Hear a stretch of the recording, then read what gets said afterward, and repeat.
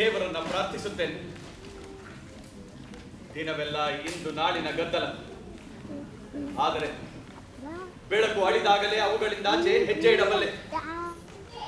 ರಾತ್ರಿ ಒಮ್ಮೊಮ್ಮೆ ಕೃತ್ತಿಕಾ ಪುಂಜವನ್ನು ಕಂಡಾಗ ಅದರಲ್ಲಿ ಶಹಾ ಮೃಗದ ಹೊಳೆಯುವ ತತ್ತಿಗಳನ್ನು ಕಂಡ ಕವಿ ಇಬ್ನ ಅಲಿ ಮೊಹತಜರಿಂದ ಹಿಡಿದು ಆ ಪುಂಜವೆಂದರೆ ಸ್ವಚ್ಛಂದ ಗಿರಕಿ ಹಾರುವ ಸಾರಸ ಎಂದು ವರ್ಣಿಸಿದ ದುರ್ಮಾನನವರೆಗೆ ಎಲ್ಲ ಕವಿಗಳ ನೆನಪಾಗುತ್ತದೆ.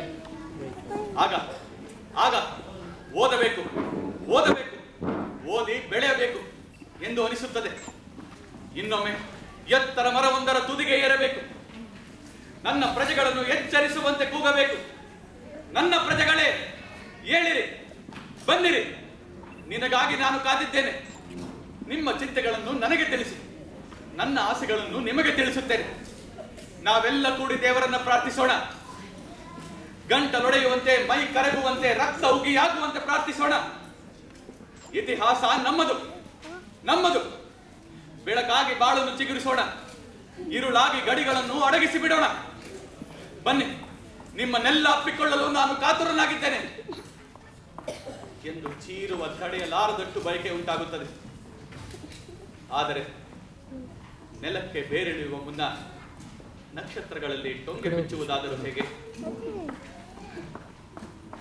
ನನ್ನ ಹಿಂದೂ ಪ್ರಜೆಗಳಂತೆ ನನಗೂ ಪುನರ್ಜನ್ಮದಲ್ಲಿ ವಿಶ್ವಾಸವಿದ್ದಿದ್ದರೆ ಎಷ್ಟೋ ಚೆನ್ನಾಗಿರುತ್ತಿತ್ತು. ಆದರೆ ನನಗಿರುವುದು ಒಂದೇ ಜನ್ಮ, ಒಂದೇ ದೇಹ.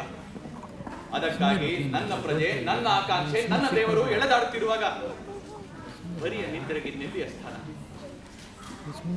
ಹಿಂದೇಕೋ ದಣಿವಾಗುತ್ತಿದೆ, ಎಲ್ಲೆಲ್ಲದ ನಿದ್ರೆ. ಕಳೆದ 5 ವರ್ಷಗಳಿಂದ ನನ್ನ ಸಮೀಪ ಸಹ ಸುಳಿಯದ ಈ ನಿದ್ರೆ ಹಿಂದೇಕೋ ಒಮ್ಮೆಲೆ ಬಡಿದಿದೆ. ಈ ದೀರ್ಘ ನಿದ್ರೆಗೆ ತೆರಳುವ ಮುನ್ನ ನಮ್ಮೆಲ್ಲರ ಸುಖಕ್ಕಾಗಿ ಪ್ರಾರ್ಥಿಸುತ್ತೇನೆ. ಕಡೆಯದಾಗಿ ಪ್ರಾರ್ಥಿಸಿ ಹೋಗುತ್ತೇನೆ. ಅಲ್ಲಾಹು ಅಕ್ಬರ್, ಅಲ್ಲಾಹು ಅಕ್ಬರ್. ಅಶಹದೋ ಲಾ ಇಲಾಹ ಇಲ್ಲಲ್ಲಾಹ್, ಅಶಹದೋ ಲಾ ಇಲಾಹ ಇಲ್ಲಲ್ಲಾಹ್,